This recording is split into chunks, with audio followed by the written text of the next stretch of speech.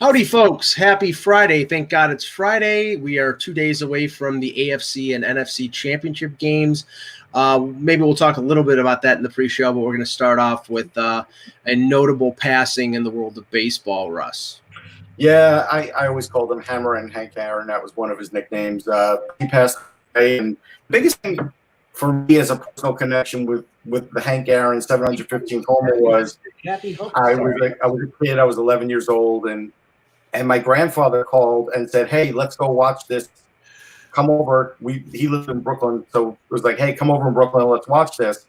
And so we did. We all watched it as a family, and he passed away probably like 6 months later. So it's really like the last great memory I have of him, and it's probably the most significant record that I've ever seen broken. Like it was the record. Like that was the biggest deal. You just beat Babe Ruth.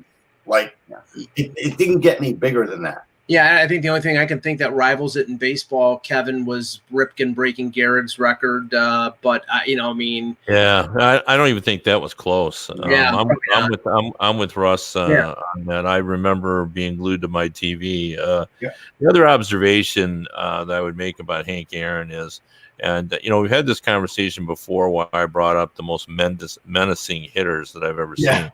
Well, Hank Aaron would never be among those guys. Like, in this era now where we talk about, bat speed and guys swing out of their shoes and you can see their muscles rippling as they swing and everything. He was just so smooth and efficient with his swing, and he wasn't a large man. I mean, you think of the guys. He had the whip strength. Yeah, the guys that came after him, the McGuires, the Sosas, that era, that group. I mean, those were big, large, chiseled men, and obviously that was the steroid user. But Hank Aaron was a very just average-looking man who just had incredible bat speed and could connect and he could turn his wrists, and suddenly the ball would be over the left field wall.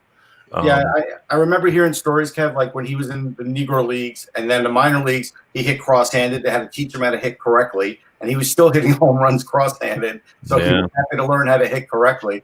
And even when you watch video now, like I posted on my Facebook page the home run derby, Hank Aaron versus Al Kaline, and I had to leave it in the sixth inning with Hank Aaron up 2-1. I'm pretty sure he's going to beat Kaline. No offense, Kev, but those were fun to watch. And you could tell even then he wasn't the home run king then, but he still had the reverence, the way he was spoken to, the way that guy, that announcer, like he probably smoked 20 packs a day back then. I don't know who the guy is, but he's one of those guys. And it's a moment in time. It's amazing. Well, I think that, I don't often chime in the pre-show baseball talk, but this guy was completely, obviously just so heroic to all of us. Like at this age, just like, beyond, he transcended beyond sports, like Muhammad Ali, or it's to me that, Hank Aaron is Hank Aaron. Like there's no getting around that. Like you might not be able to find five more baseball player names. I think like honestly, it's the truth. Like it's like his name is just so iconic. No, it's true. And like we had I had a Hank Aaron pitch back. Like it's just like everybody, all the things you could think about. Along with my Johnny Bench batter up. Yep. Which was like, but back then it was obviously a good era for that kind of stuff. But Hank Aaron was just, he was just beyond everyone and just incredible. Obviously did everything. I think Jeff Passan said it the best. I saw like after the announcement came, he says, Hank Aaron was a true American hero. He was raised in the Jim Crow South. He ignored hatred as he conquered baseball, and he went on to live a life of eminence. He was a paragon of grace and class. When he walked into a room, everyone froze, then marveled. We all knew we were among a king. And let me just say this. I do not recognize the steroid cheat that beat his record. No, I don't either. He is the home run king. And if you want to talk about remarkable consistency, from 1955 to 1973, the worst year he had was 24 home runs. Right, but people called him a compiler when I was a kid, and he was out of baseball, and he his last year with the Brewers, he was a DH. They started to call him a compiler, Kev, and it really annoyed me because, he was hitting 40 every year. He just didn't hit 50. But the big argument in my neighborhood always was because my dad was a Willie Mays fan, and I tended to lean towards Mays, especially when he played for the Mets at the end. But it was always who's better, Hank Aaron or Willie Mays? Yeah. You know, you could go on for days with that argument. I know it seems like Willie Mays is better, but Hank Aaron did so many things well. Willie Mays was only better in New York. Honestly, like that's not to say he actually wasn't better because he may have really been better. But as far as like bigger goes and just the concept of the only aspect, me, it was like 10 years old or whatever. Kevin, the only aspect I think Mays was considered better than Aaron was defensively in center field. You know, he had the range, he had the arm. Yeah, there's no doubt about that. I think you can make the case that Willie Mays was a better athlete. Yes, better all-around athlete, but that because I think Mays, my recollection was he was faster, and yes, but Hank Aaron, I loved what you just read because that's how I remember too. I mean, he had some similarities to Jackie Robinson in that no one knew how many death threats he received, or he never talked about it, he never complained about it. He just went about his job. I just looked it up. He was 6 foot, 180 pounds. Which is obviously a lot different now than what we see from power hitters. But it was interesting. I looked up Mickey Mantle too. What do you think Mickey Mantle was? I'm going to say he was 6 foot 180 also. 5'11". Yeah. Wow. Yeah. 5'11". He played at 5'11", 187 is what Mantle said. So and here when you talk about him being a compiler, anybody would take this year. At age 39, the year after he broke the home run record with the Braves, he hit 301 with 40 home runs and a 402 on base. Today, with the analytics nerds, they would love that because not only did he hit for average, he had 68 walks and he hit 40 home runs. How many doubles did he have? 12.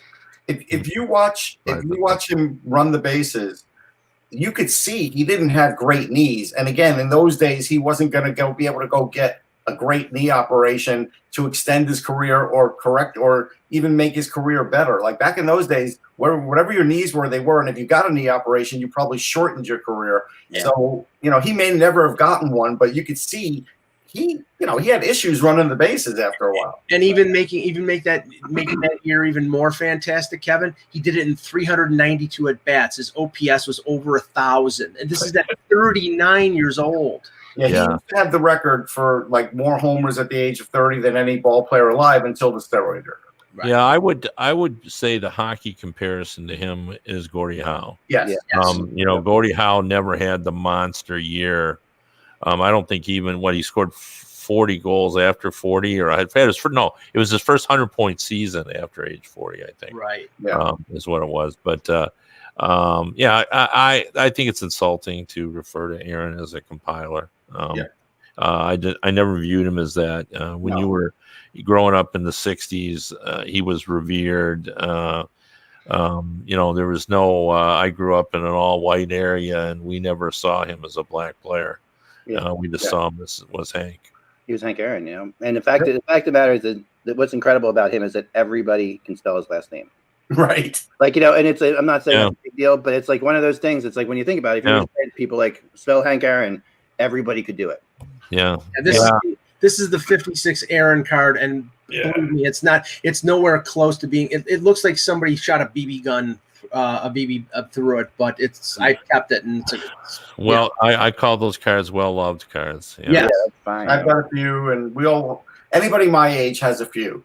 I mean, it was my, I'm obviously was a big collector when I was a kid, and I always say that I collected, those not the 56, but early 60s cards with Mays and Aaron and Mantle. I collected those guys live, when they were playing. That's pretty cool.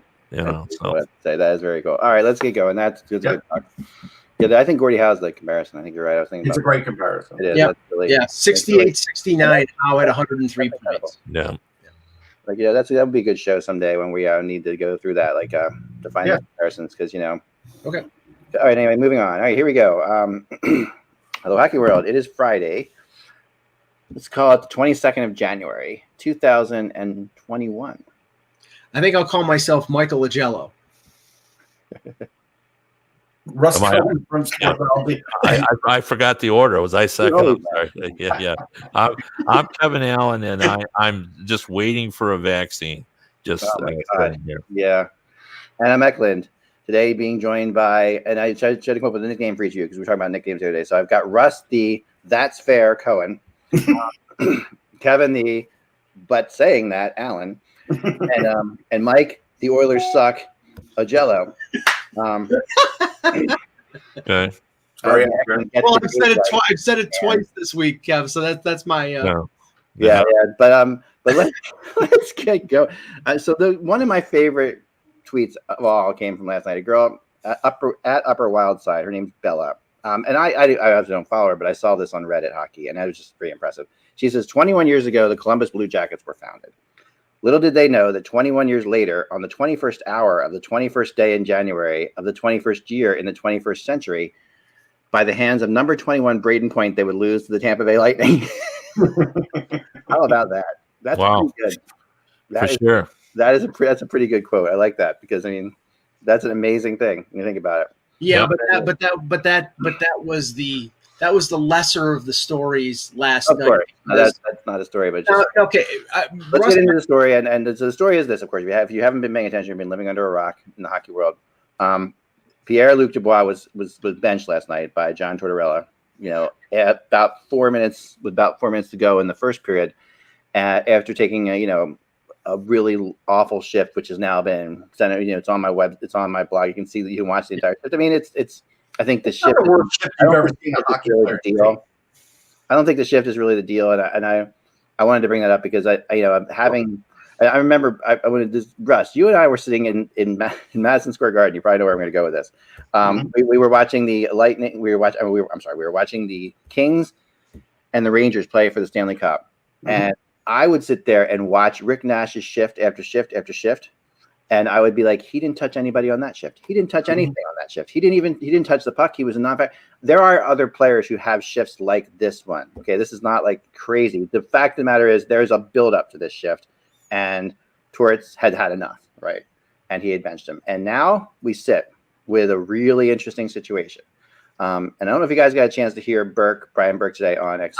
I did. No, he was amazing about that. He's always incredible. Jeez, I mean, just beyond. He's by far my favorite hockey analyst in the world. But he sits there and says, listen, I worked with Tortorella for Team USA many times, Kevin. As you know, you worked with Tortorella and Burke for Team USA. Many situations. And he says, I know Schwartz, and I would have said you did the right thing. The only thing I would have said differently is if you don't like him that much, let's get somebody else in there who can play, and let's not bench. And Burke says he never pulls the sweater over. He never pulls the sweater over his head again if he's my player. Right now, that's Burke. Burke took the hard line right there. Bang. Yeah, I disagree with all that. And Mike and I were talking about. Let Eck finish because I want to hear his take on it. Then you can.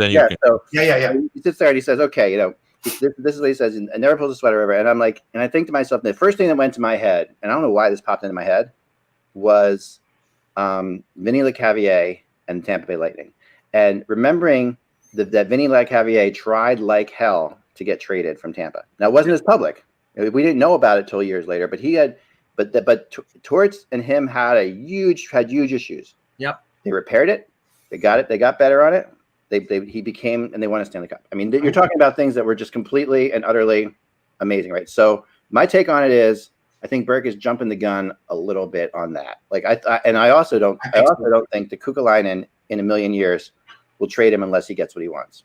Yeah, I think all of that's true. My big problem is it reminded me of the Gabrick situation. Marian Gabrick actually tweeted about it, so it reminded him of it too. My problem was I watched that shift, right? And I'm like, you know what? He still did battle for the puck when it was in the offensive zone. He did battle for the puck on that play.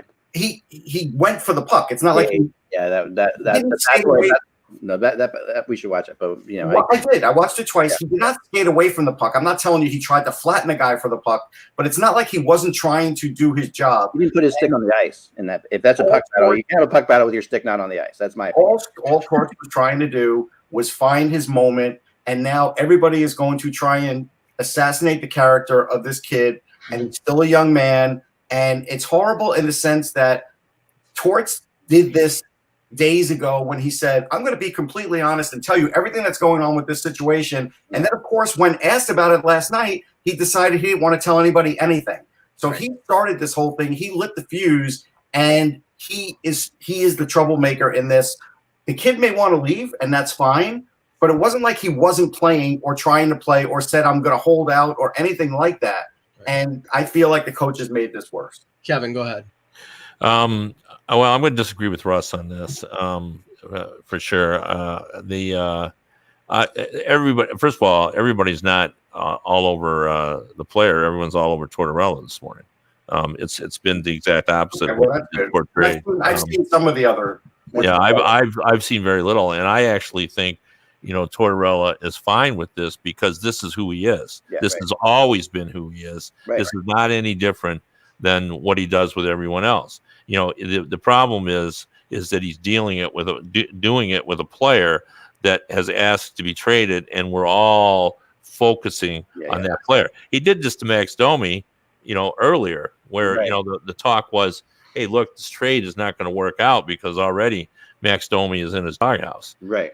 So I don't blame this fully on Tortorella. He's doing what he does, but he has the player that is asked to be traded. But I think this puts pressure on Kekalainen because they said before that they weren't going to hurry this along. They were going to take their time. They have 2 years to do it. I don't think they can do that. And I think there's another element to this that's been sort of lost is they have a big problem there, and that is they can't score goals. They were 29th in the league last year in scoring goals. And as I wrote in my column on Hockey Buzz today, if you go back, this is a team that plays a defensive style that works well in the postseason. I think they have strong enough goaltending that they can make it work. But over the last dozen years, there's only been one team that's been able to win a Stanley Cup without a good offense, and that was the LA Kings. If you go back and look at the teams that have won, obviously the Tampa Bay Lightning had a great offensive team, the back-to-back titles. Chicago. The Penguins were in the top 3. Chicago, in 2 of those 3 years, they were in the top 5 in scoring. In 1 of those years, they were middle of the road at best. Yeah. But only the Kings were able to have an offense that was ranked near where, not quite as bad as Columbus, but near that. And here's the other difference. The Kings at least scored more than they gave up. Yeah. The Blue Jackets have not done that. Yeah. The Blue Jays last year and this year, are not scoring, are scoring, not enough. I mean, they're giving up fewer goals. They win small and lose big, Kev. They always have. Blue Jackets. No, I know. So anyway, I think this puts pressure on them. I agree that you can't go out and just give them away, but I think now this changes to what can Kekalainen do to add goals to this team. Like, this is one of those situations where the strategy may have to be, not get, one good young player back, but maybe 3 players who can improve the offense because they think they're contending. If you think you're contending, you got to get more goals. Yeah. And I'm with you. A couple things. Go ahead. Sorry, Kev. A couple things. One, and Burke said on the Hockey Central show about Kekalainen and Tortorella being on the same page. I questioned when I was talking to Russ this morning whether they are on the same page because I don't think that benching Dubois, no matter how much he slacked off on that shift, and I agree with you, Ak, I don't think he was really trying that much. I don't think he did. He coasted. I don't think not the worst shift I've ever seen either. Not the worst shift, but not. That's all my point was. I don't think that this puts Kekalainen in a great position to get max value for this guy because now it's like, okay, the coach can't get the guy to try. He clearly wants out. It puts him in a bad position. Where Burke was right on target, and I think this is part and parcel with the offer that you said that was out there from New Jersey. He said for the next couple days they're going to get garbage offers, and I'm sorry, Pavel Zacha and Will Butcher is a garbage offer. But there's draft picks involved in that too. Well, there might be. But that's embarrassing. That's embarrassing. Right. If it's a first round draft pick and it's coming from New Jersey, there are now team this is the top center. Like Boone Jenner is now your top center. You can't. Right. But first round draft picks to Columbus are incredibly valuable. Yes. No, but they've already made it clear that they need to compete now. So you go back to them and said, well, we think you'd be better off if we give you a guy for the future. Right. They've said that, Kevin, but I question whether or not. I'm not saying any. Yarmo is one of my. I love Yarmo. He's a great guy. But I question whether how much this season matters to them in terms of the fact that they are not dealing with fans. I know that you can call me Mr. Unreasonable, and when you're in a position where Kekalainen is, and Columbus clearly has to trade Dubois, and they're under the gun. I don't care.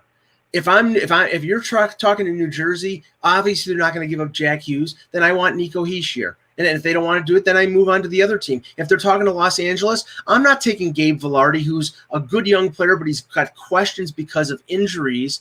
I'm asking for Turcotte. And if I don't get him, I'm moving on to the next guy. I'm getting somebody. You're not going to get that. There's no way. You are not there. I mean, first of all, you're talking about Hischier, who was drafted first overall. I mean, you're not going to get that. Was drafted third overall, and he's one of the best two-way centers in the game. You don't. No, see, this is my thing, and I talked to somebody about this yesterday, and I really do believe this is true. This is before this whole thing happened. We were talking about how good Dubois is really, and he's a very, very good player, and there's no question about it that he's done everything they've asked him to do, and he can play both ways. He's a two-way player, but they said, is he legitimately a first-line center? No, he's not. He's a second-line center on a good team, on a really good team. Because no, he's just say that about Mika Zibanejad, who turned into a first line center. Zibanejad is not exactly a first line center. I mean, we're talking first line centers to me are Tavares. Did you just say that Zibanejad's not a first line center? No, I said, are you going to say that about him because he turned into a first line center? Yeah, no, he wasn't. Turned into a first line center before, but he's not your prototypical. I'm saying Dubois could turn into a first line center too on the right team that doesn't have a center better than him, but legitimately. He's a 60, 70 point scorer. He's a better first line center than the guy that they traded for Seth Jones, Ryan Johansson. Oh, no question. But he's a 60 point. If he's a 60 point guy, which is most points he's had so far is 50, I think. Right. Yeah, but he does other things. He's a physical guy. He does other things, guy. 27 goals. Right. But that's not even first line. I mean, everybody has a really good. Are you saying is he a first line center like Austin Matthews? No, not a star center. It's not a star first line center. He's a first line center. I'll give you that for sure. You want to say he's not a star? That's okay. I think he's a first line center on under half the teams in the league. I think, but he's a first line center. Yeah, but because there aren't that many true first line centers out there. And that's why everybody wants that. I mean, that's what everybody needs, right? But I think what you're saying. Why I say that is this: when you're talking about trade value for him, you got to look at it that way. You got to. We're not trading for John Tavares. And maybe the perfect fit. If we'll go with your determination here. Maybe the perfect fit for him is to go to a place that has a star number one center that he could be the unbelievable number two, like Colorado with McKinnon, like LA with Kopitar. Yeah. But in terms of what Kekalainen has to get back, he has to get the value back for a number one center. He cannot take a Zacha, who's a failed first round pick, sixth overall, who hasn't done really anything in his career yet. I like Will Butcher as a defenseman. They have to get a better package than that. They have to get at least one forward who is going to be not a star, but somebody who's going to score goals, because they can't score goals. They're going to need at least a second line center in the deal. Right. And in saying that very minimum. I heard that offer was out there. Okay. And in saying that, and to use I'm going to use the Kevin quote. In saying that, I'm going to say this, that frankly, that tells me that he's not going to get traded right now, because if those are the kind of offers that are out there, Kekalainen is not that kind of guy. And as much as he might need to trade him, does he really? I mean, are we going to be talking about this forever? Is Columbus going to be like the focal point of every blog I write from this point on? I think he's getting traded in the next 2 weeks. I don't think it'll be traded this weekend, but I don't think it'll be in the next 2 weeks. I don't think he gets traded this year. Yeah, I do think I disagree with you too, Eklund, with regard to their feeling of that there's no urgency in Columbus because there's no fans in the stands. Like, they've got Seth Jones and Werenski coming up to be unrestricted. We got another issue we haven't even talked about is why can't they keep their guys in Columbus? That's for sure. That's so you got all that just kind of factors into it. Now, again, like, you write a column and you say, well, there's urgency, and people said, well, you can't give them away just because you can't just take the best offer. Well, no, you can't. But there is you can kind of hold an auction and say, all right, everybody throw their best offers, right, and see what we have, and then you can go back and negotiate to the top 5 and see where you're at. And then if you don't get what you need, like they need to do something like I said in a column that I wrote earlier, where I'm they need to go to New York and try to get like Strom, yeah, I agree, and Capo, which gives them a scorer back, a guy to play who's a decent producer of points, right. And then a third element of some kind to get it back. And then all of a sudden for that the would Rangers, be better than the Devils offer. Yeah, Yarmo needs to do what Joe Sakic did with Matt Duchene. He needs to wait a long time. Right, he didn't wait too long. he did, yeah. He waited a long time. Waited almost over a year, depending on how you talk to people. Yeah, but the problem is that the Colorado was not at the same place that Columbus is. Yes, and you can't have it both ways. The Colorado was still retooling, rebuilding, and correct. Columbus has got this team that's hard to play against. That's kind of set up nice, and but they don't have any goals. Well, they set that up, and so Yarmo. We talk about Yarmo and Tortorella. Do they get along? I wouldn't say that they get along. From what I've heard, they don't get along. But I would say Yarmo, to like get not political, but just to use a political term, is like a constitutionalist when it comes to being a GM. Well, he's the coach is the coach. He's the GM, and if I'm going to let the coach do whatever the coach is going to do, he's not going to be the guy who's going to pressure. He's not going to pressure Tortorella to play Dubois. He's not going to do anything like that. He is going to try to make the moves he can, but he hasn't been in a situation where you haven't seen many guys that he's traded for not be accepted by Tortorella, which is different than like say Babcock in Toronto. Before we saw some players that were traded. Okay. Well, let me shed some light too on. You brought up the LeCavier, and I happen to know a lot about that. I've written about it in a book where I interviewed Jay Feaster and Tortorella about what had happened on that. And it's not that they suddenly found peace with one another. Jay Feaster called him into his office and said, standing there together, and he basically said, John, I'm not trading Vinny. Tortorella's not getting fired. No. You guys have to coexist. You got to figure out how to do it. If you want to both be miserable, then you continue on with this. But no, that's how I view it. John's a coach that I want to keep, and you're a player that I'm not trading. Kevin, I interviewed Bill Waters a couple years ago, the assistant GM, who was assistant GM in Toronto, and he told me that a couple years before they won the Cup, the Leafs had a deal for LeCavier. I think at that point Dudley was the GM, and I can tell you about that too. Go ahead. And ownership basically said we're not trading LeCavier. It was a good deal too. I can't remember the exact pieces, but it was a good deal both ways. But ownership would not allow them to trade LeCavier. Yeah, what happened on that? The deal was completed. Dudley let Feaster know, and Feaster was obligated to tell ownership, and they did not think it was a good deal. If I had one of my books, I could look it up. I can't remember the components of it, but Cabernet was part of it. I know that. Yeah, but they killed the deal. Yeah, and beyond that, even after that, when Orinkulis was owner of that team, they worked out a deal at the draft when the draft was in Montreal to trade. And I got this from Warren. To trade LeCavier to Montreal, and the NHL nixed it at the draft. And that so there's on what grounds? Yeah, he basically said the NHL, from what I was told, that the NHL was just said that they didn't think it was a fair market for giving up Vinny was too important to Tampa to make that trade. The NHL is going to negate the deal. Yeah, they don't have any grounds to do that. Yeah, it would have to be something with the rules. Maybe there was there probably was some other rule, but needless to say, you can suffice to say this, that they were still trying to trade him at that point. And that draft in Montreal, they thought they had it figured out. Okay, getting back to Dubois, he also had 10 points in 10 playoff games last year. Right. And how many players on that team are a point-a-game player in the playoffs? And he was a matchup nightmare against the Leafs in that opening round. He He hit like crazy. I think he was the one who knocked out Jake Muzzin. He's a tough, big kid who can play center, who can play wing.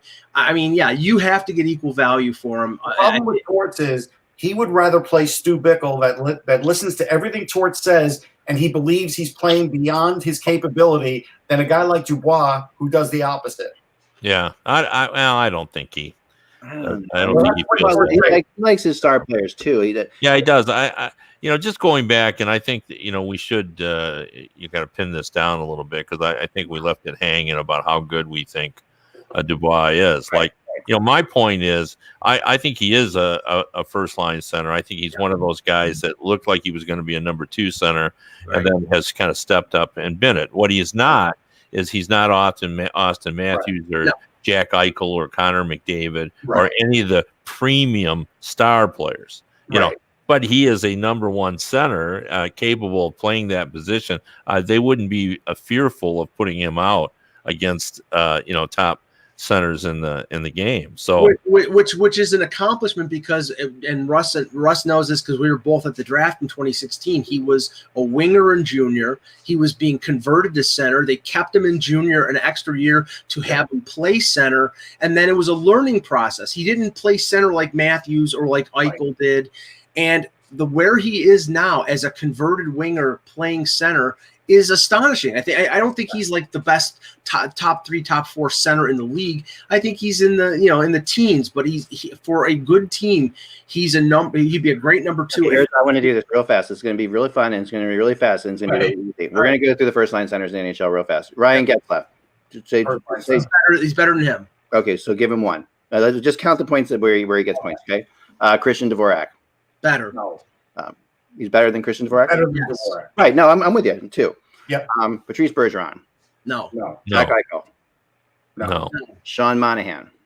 Yes. Yeah, I'm going to call it a draw. Monahan has slipped. All right. I would call it a draw as well. Let's call it a draw. So we'll say, for a draw, we'll give him a half point. Okay. Sebastian Aho. No. Jonathan Taves. No. Well, Taves now because he's not playing. If Taves is still healthy at this point in his career? If Taves is still healthy, we'll say no. So I might have given it to him. That's interesting. It's still John Taves. Nathan McKinnon. No.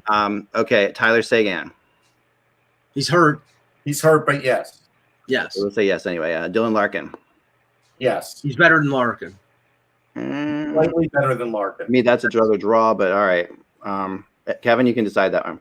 Yeah, I'd say it's a draw as well, but I don't mind them saying. Okay, so we have half points, so now he's up 3. He's up to 3. He's up 3. Connor McDavid. No. Okay. Alex Barkov. No. Andre Kopitar. I think yes at this point. Kopitar slipped a lot the last couple of years. I'd be hard pressed. Okay. 3.5. We'll give him a half. Marcus Johansson. Yes. 4.5. All right, yeah, there you go. I'll give you that. And Philip Dano. Yes. He's not the number 1 though. Yeah. Well, I'm going off this depth chart thing, which is like the number 1 is Nick Suzuki, but he's still better than Suzuki. Yeah. He's better than Nick Suzuki. Well, the folks in Montreal don't think that. I know. A lot of experience. All right, Ryan Johansson. He's better than that. Better than him. That's Hershier. Nick Hershier. No. I think he's equal to. Well, Jack Hughes is the number 1. Jack Hughes is. All right, let's go. I'm sorry. I'm really just going this fast. So Jack Hughes. Hughes is better. Yeah, Jack Hughes. So no. Matthew Barzal. No, Hughes. Barzal's better. Zibanejad. No. Chris Tierney. Yeah. Yes. Sean Couturier. No. No. Sidney Crosby. No. Logan Couture. I'm still going to say no, but it's close. Yeah, I do too. I go on that one, give him a draw, but so far we only have how many do we have? 7. Okay, 7, but we have like 3 that he's definitely 4 that he's definitely better than. Yeah, we're going to call the others close. Like Ryan O'Reilly, no. Braden Point, Austin Matthews, Elias Pettersson. No. Pettersson. They're different players. It's like no. Listen, you're going strictly by points. You can't. I'm going by player. Pettersson, way better. Pettersson is dynamic offensively and terrible right now. He's having a tough year. Immature defensively. Right? Are you going to put Pettersson out for a last face-off in the offensive zone? If you trade Elias Pettersson for Pierre-Luc Dubois. it's a positional thing, Eck. I don't think Pedersen's better than him as a center. I think he's a better scorer. Yeah, that you're probably both right. Like you wouldn't trade him in a million years. But Russ is right. You wouldn't put Pedersen out. No, you'd put Dubois out. Right. Yeah. Well, in certain situations, but if we're talking first line center, no. Chat room, help us out on that one. Vote. All right, William Karlsson. Yes, he's better than Karlsson. Better than Karlsson. That's Nick 8. Backstrom. No. Mark Scheifele. No. Okay, so that's it. So we went through that, and we have not gotten to. We got 8, and that's with some halves and stuff like that. Yes, we haven't gotten. So he's not better than. So 8 is 8. But we've compared him to a bunch of guys, most of whom have been in the league a lot longer than he has. Right. Like we don't even know. Is he 22 now? What is he? 23. 23. Okay. So he hasn't entered the prime of his career yet. He's had a 27-goal season. I think you do have to factor in his upside is still in front of him, where some of the guys we've talked about, they've already had time to mature into their game, and he had. Yeah. And if you say, okay, he's a number 2 center. Yeah, I think he's a number 2. He's probably the second best or third best number 2 center in the league. I'll give you that. I think he is a definite number 2, like a solid, as good as you want. If he's a number 2 center, that means you're a contending team. Okay, my number 1 center who's really good. But my point is that he's Columbus's number 1 center, so they have to get a number 1 center value in return. And Russ and I were talking before the show about Montreal, because there was always this big rumor that Bergevin is really in love with Dubois and would love to. I don't think, based on the chemistry that Montreal is showing right now in the season, I think Kekalainen would want either Kotkaniemi or Suzuki in the deal. I don't think he would give up either one of them right now, because they're just going to. That is who he'd want, and I don't think it's like Suzuki plus something very significant. Of course, but I don't think another draft pick. So it's not they want Romanov. We're talking. That's ridiculous to me. Like that's absurd, right? Like Kotkaniemi. I heard Kotkaniemi and Romanov. I'm like, what the heck? Caulfield. Go ahead. Montreal does that. They're crazy, because Montreal has never had it. They have got such a great thing going right now. There's no point. Yeah, but what that is telling me, Eck, is that they know that Bergevin loves him, and they're being unreasonable, thinking that eventually he'll break down and give him something close to that. If he's smart, he doesn't do that, because right now Suzuki and Kotkaniemi's value is at his absolute highest. And if you watch that game, and I want to talk about that game last night between Montreal and Vancouver. Yeah, let's get to that next. There are teams out there, Kevin, that defensively are close to being inept, and the reason is not with my Vancouver. It's partially injury, because Edler is hurt. I guess Myers got hurt last night. Hamonic is on the IR, but their forwards. This is like Toronto even a couple years ago. Their forwards just don't want to play defense. They want to play wide open, throttle wide open. And you can make the playoffs. You can't win in this league by playing like that, and that's the way they're playing right now. Yeah. To finish off this thought with Dubois for a second, and because Friedman, I think, nailed it. And he said, I don't know where this was. I guess this was his podcast. It was in his podcast. 31 Thoughts. Yeah. My personal belief is he is under the impression that he felt Columbus would move him quickly, and that it wouldn't last. Now it's pretty clear that Kekalainen is in no hurry, and that really bothers Dubois, which I think is probably dead on accurate. And the thing, I agree with that. The thing I think is dead on accurate, and I think that the thing about Kekalainen is he is not an emotional guy, and he's going to come off as very draconian to Dubois, like in this process, like, and that is what when we talk about why people leave Columbus sometimes, I think that part of that plays into it. They really feel like, I'm not going to say that they feel like they're just what they are, but they don't, the personal relationship. I mean, he's a great guy. He's a wonderful human being, but he is 100% business. This is how we're doing it. We don't have to do anything. We don't have to move you. We're not going to move you. We have the ability to confirm a Supreme Court justice right now. We'll do it. That's great. If you can do it, if you can do it, he's going to do it. My last thought on this is, if the coach is going to sit him, they're not making the playoffs, so it doesn't matter. Right. And so Kevin, let's go to the Canucks, because I love the talent on the team. Offensively, they're extremely gifted, but like Toronto a few years ago, and I think they've learned their lesson a little bit, that they've acquired some veterans and they realize they have to play at both ends of the ice. Vancouver hasn't learned their lesson. Thatcher Demko was left hanging out to dry yesterday against the Canadiens. Yeah, he's got a goals against average that doesn't really reflect anything other than the fact that Vancouver is a young team, and we see this all the time. Last year they exceeded expectation. They in some respects they didn't even understand what they didn't know, and they took it farther than anybody thought. And then we thought they're ahead of the curve. Well, I think they've come back down to earth this season. They still want to play, as you called it, throttle up, and it's not working. And then when you add the injuries into that, although I would say this, it's been my observation, if you look around the league, there are teams that aren't playing the same game as everyone else. Right. You look in the East Division, Boston and the Islanders are playing a completely different game of hockey than everybody else in the division. Right. They're giving up no goals and playing really defensive. While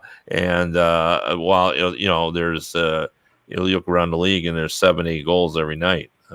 Although and you saw that last night in the Flyers Bruins game for a second. Just to mention that game, that was a bizarre game. Well, actually, I want to say one thing about Vancouver. Then we I agree. Yeah. That's all I wanted to say about that. Russ. Okay. Vancouver. I was just going to say, I didn't, even though I picked them for the playoffs, my biggest problem with them was their defense and Braden Holtby. And so far in 3 starts, Holtby's had 1 quality start. And Holtby does need really good defense in front of him. He is not that kind of goalie where when things are breaking down, he plays his best. That's not Braden Holtby. And that was my worry for this team. Like, that's the worst case scenario for this team. And Demko might not be either sometimes. And he might not be either because he's young.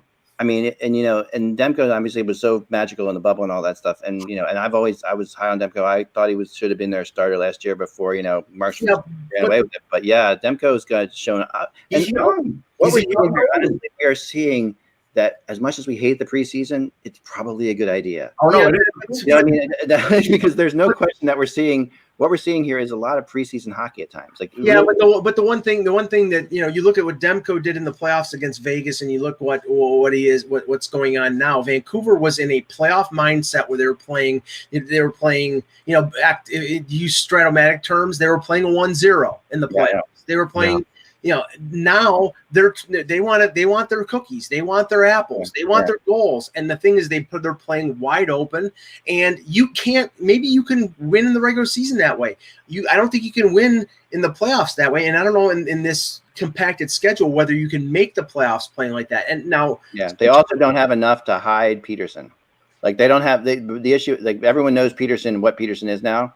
And everybody, when you play them, you're like, we got to stop Elias, Pettersson. Sorry, But they've been trying to hammer him since day one. Right, but now it's become like way more. Even since last year's playoffs, it's become like and usually when that situation happens, you either have to have somebody on his line that can open up space for him, or another line that can take away pressure from him.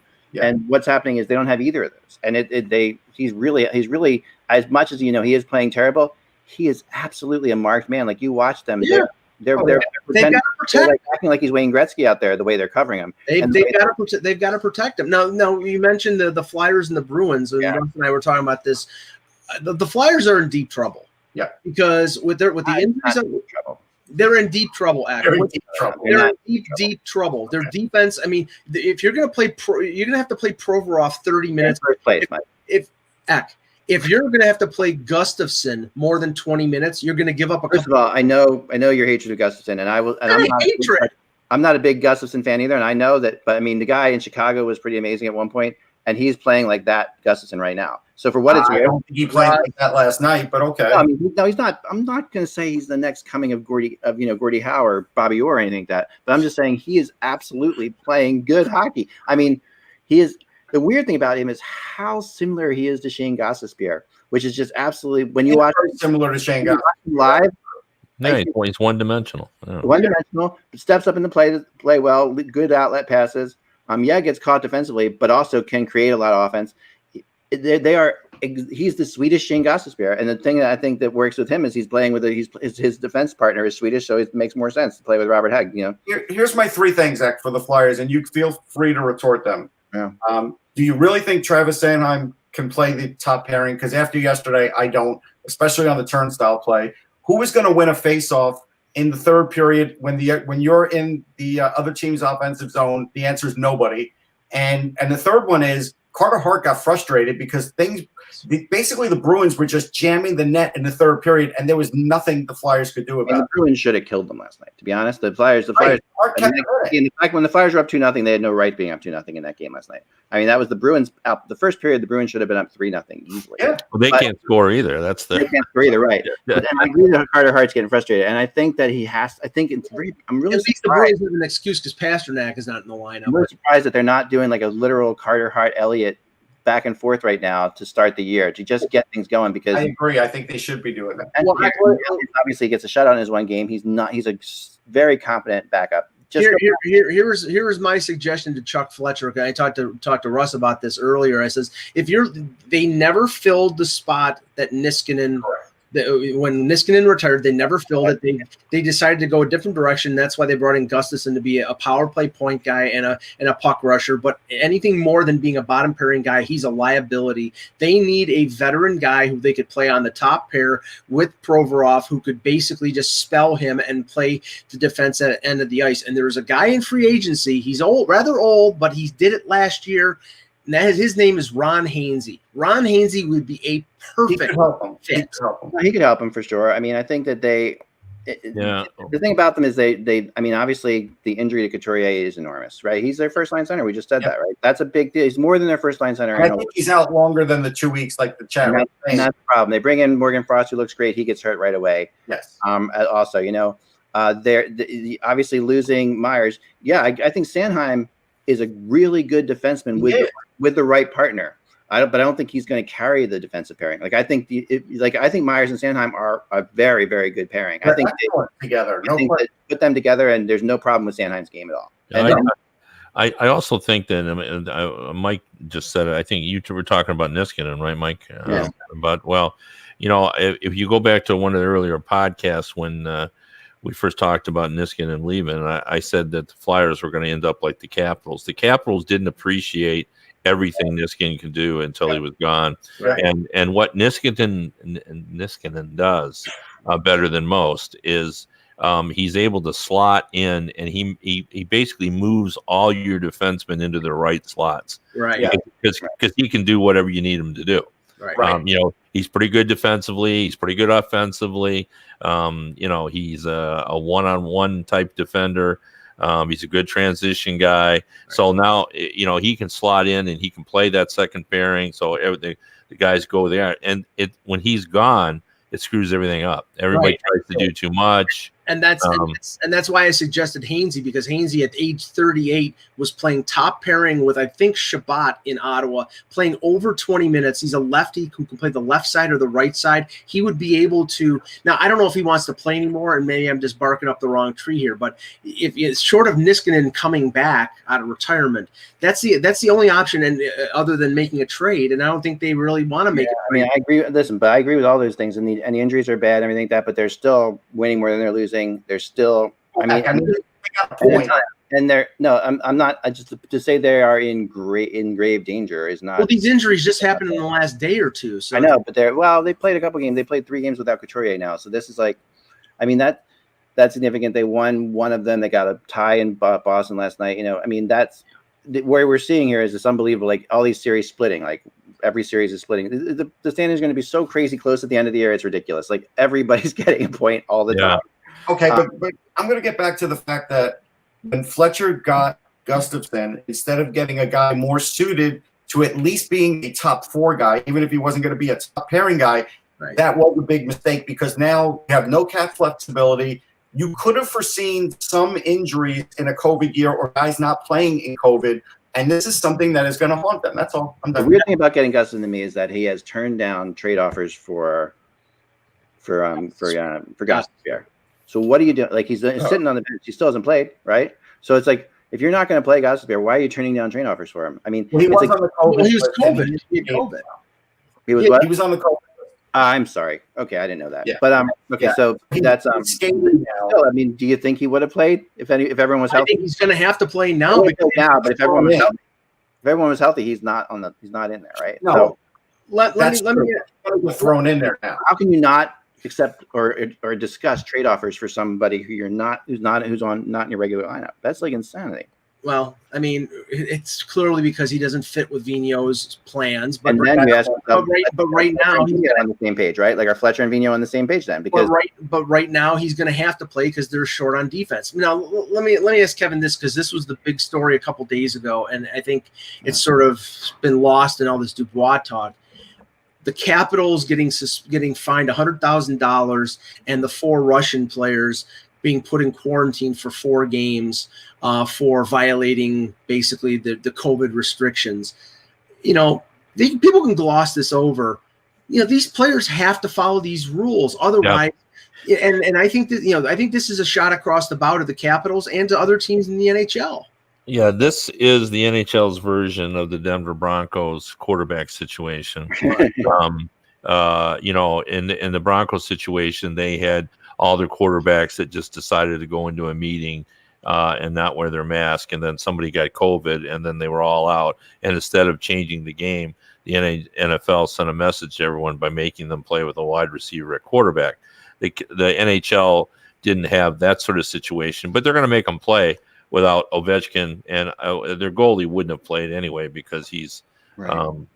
But I don't know if you saw the Instagram that Ovi's wife sent out, what was interesting about that is, what did she say? I didn't see that. I'll explain in a minute. Basically what she said was, these guys sat on the bench together, so why is it wrong for them to be in a hotel room together? Which I understand the frustration by that. But that just, the point I wanted to make is it doesn't take into account that, you've got to, to play the sport, you've got to be, have some involvement with one another, but you also have to mitigate it. You have to, when you don't have to be together, you can't be together. My response to that, Kevin, is this: the only reason they're allowed to sit on the bench together is because these cities have agreed to let that happen because of the rules that they're not allowed to be in hotel rooms together. Right. And there's one other thing. Right? I mean, otherwise these cities would be like, no way, we're not going to. The reality is that the NHL, those COVID things are there to protect the players. They're also there to get the cities to be okay with this. But on the Ovechkin statement, he also did mention at the end, and away from the locker room. That is a very large area of the world away from the locker room. So we don't know where else they were. Yeah. Well, the other thing about her statement, which I think is fair, she said, they got a chance in restaurants, in malls. She's mentioning all these places where they could pick it up. Well, I'm thinking they shouldn't be in any of those places. Exactly. Like, what are they doing of going to malls? But the other thing she added, that's why we have the problem in this country with everything. She added onto this too, which I'm sure is a source of frustration for people who don't understand. I think that it hasn't been determined whether or not if you have antibodies you can't catch it.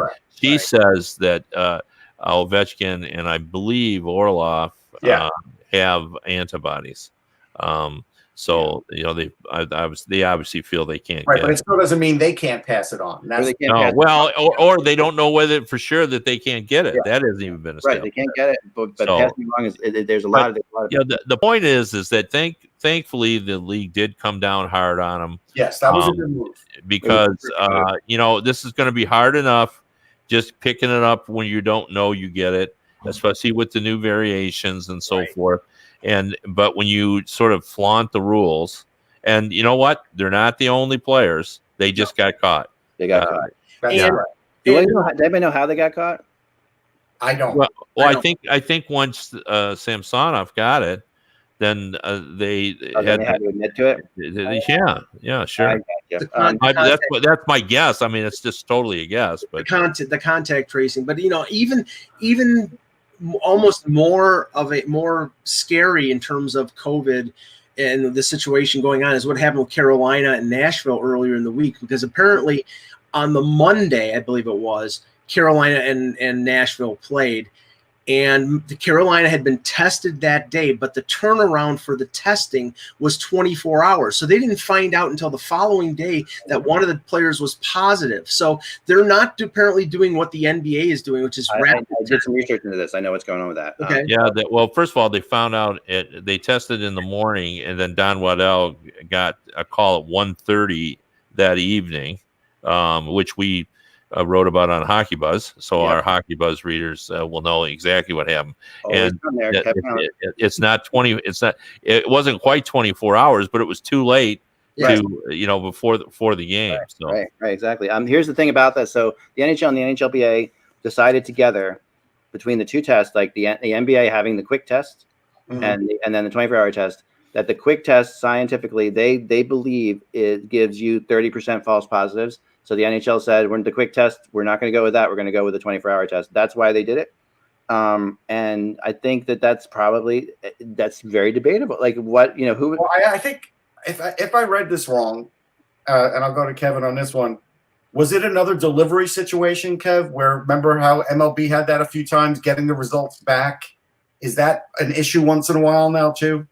I haven't heard that. I what I have heard for sure is from talking to people is there's a lot of frustration with the protocol. Oh, I'm sure. There's a lot of not understanding, what they can and can't do, just of the logic of it all. And you know what? Welcome to the real world. That is the real world. Yeah. Yeah, where depending on what state you live in, certain things are open and certain things are closed. I feel like I'm tiptoeing in a minefield anyhow. Yeah, right, if you live in Texas, you can go to a CVS and get a vaccine, and if you live in New York, it's like there's like a black market going on. Yeah, my son has already gotten he's getting his second dose tomorrow. He just went down to his local drugstore and got it. That angers me. Pennsylvania, man, you got I don't know. New Jersey, every state. Well, hopefully that's going to change, right? Hopefully we're now. Here's the interesting thing that was just texted to me by somebody in the know. Who says, I don't know if this is out there, but Tortorella might be upset because he's been paid 20% less since October. Did you hear this? That's true. Yeah, it's true. Yeah, that's hilarious. That's great, actually. Yeah, so now, since we're getting close to the end of the show, well, let me tie up. We've already spent too much time on it, but it's worth it, I think. The whole Tortorella Dubois situation by this. If I was king, or more importantly, if I was owner of the Blue Jackets, right, I would go to Kekalainen and tell him, say, Jarmo, here's what I want you to do. I want you to send out a email or text to all the general managers and say, we would like to trade Dubois by January 31st. Right. Send me your best offers. There you go. Take them all in. Take the 5 that are the closest to what you want. Start negotiating with those 5. And if we get to January 31st and we don't have a reasonable offer, then we'll wait.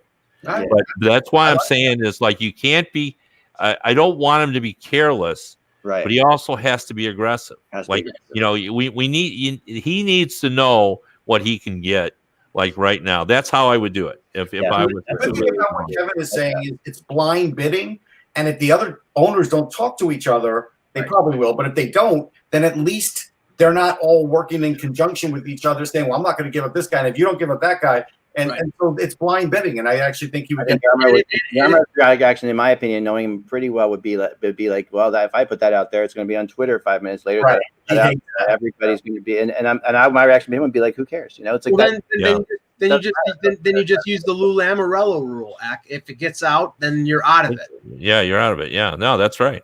But everybody, because everybody, it's going to get out, obviously. So it's not that we've seen this before. We've seen people say, "Oh, a fax was sent around that so and so is available." We have seen that happen on occasion. Well, but we don't. But who cares? Who cares? Like if you're faxing everybody in NHL, people know you're trading them. Just move on. Just make Just let them know that's what our plan is, and you don't have to trade them. Once you get to that day, you can just tell, come out and say, we tried to trade them. Right. But we couldn't get to thing. And here's the other thing too that we keep forgetting. It even has more than 2 years if he wanted to, because he doesn't become an unrestricted free agent in 2 years. Right. And he's not forgetting that. So no, he is not forgetting that. So I mean, like when I say that I think there's urgency, I don't mean that he should be traded for a box of popcorn and a. Don't say bag of pucks. Don't say bag of pucks because we know how valuable those are right now. That I ordered.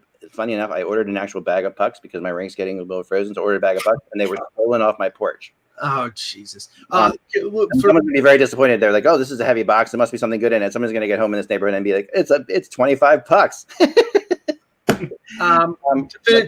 To finish off the show, I've got one thing too, Mike, but go ahead. You go. No, go ahead. You go. I wanted to get the predictions of everyone on the 2 football games. Oh, yeah. Okay. Yeah. We'll definitely do that after this. We'll do that last. Go ahead. So Stats by Stats, it's a great thing to follow on Twitter. He puts out some really good things, and here's my hockey stat for the day because I thought this was really good. The Canadians have gained at least 1 point in all 5 of their games, doing so on the road. And the last team to do this in the NHL was the 1973-74 LA Kings. Like if you're opening 5 games on the road and getting at least 1 point in each of those games, you have to go back to the 73-74 LA Kings. Isn't that crazy? So let me let me throw this stat out. I was going to ask everyone to guess on this. Does anyone have any idea the average percentage of the number of games that we have in overtime each season? Nope. no. Because everybody keeps telling me, yeah, they're up. You turn around, and I'm gonna add them up. But 23 last season, 23.1% of all games went to overtime. And I'm not sure that we're above that right now. I'm going to have to check. No, we will be, because I think as it gets down to like when the playoff spot battles become obvious. Yeah, there'll be some coaches that want to get it to overtime to get the point. Oh, here's the other thing that I thought Burke said next time we can, and this is a really good thing to end on. Burke believes that and you wrote about this, Kevin, how hard 56 games are going to be. Right. Which was a great article. Your interview with Waddell. Burke really believes 100% that we're going to have to use winning percentages to make the playoffs. So he thinks there's no way we're going to get teams in. That's fair. Which is an interesting thought, because like at what point do you cut that off? Yeah, no, he wouldn't. There's no way we're gonna. Depending on how many games we get both men. Yeah. I'm taking the Packers, by the way, and the Bills. Packers and the Bills. Okay, I'm going Packers 35-31, and I'm going Chiefs 21-20. Mike, I'm going Tampa Bay 28, Green Bay 24. And unfortunately, I'm going Chiefs 35, Bills 24. I hope I'm wrong. You just can't say your team's going to win. It's a reverse psychology. It does. You're just one of those guys. I don't hold it against you. You just always expect the worst. I think because usually it happens, Kevin. Yeah, no, I buckle it through. Go ahead. This makes total sense that the Bills would win and go to the Super Bowl in this year. Like this is like there's no, in my mind, it's just artistic poeticness. Okay, so you're taking the Bills. The Bills are going, and I'm thinking they're going to play Tampa, which I think is kind of the other counter, probably the other. They do. It'll be the first time a team plays at home in the Super Bowl in their home stadium. Mike Harrington. So again, perfect 21-20 thing. Our colleague Mike Harrington said, wouldn't it be ironic if the Bills get to the Super Bowl and have to face their nemesis in Tom Brady in his home building with Gronk? That's just perfect. That's the story. I mean, Mike always looks at the bright side too. The NFL is going to make that happen, guys. First name Mike. That is the problem. The NFL will make that happen. So obviously Matthews and Thornton out tonight, Mike. Matthews is day-to-day. Thornton is out for 4 weeks. So that's, and we did see a tweet during the show that he's out tonight. So don't worry, you could just move up Wayne Simmons. You'll be fine. They're out of the checking line.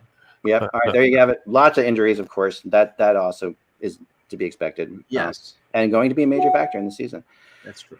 Folks, remember, without the buzz, it is just hockey. It was a great show. Have a great weekend. We will talk to you on Monday, January 25th.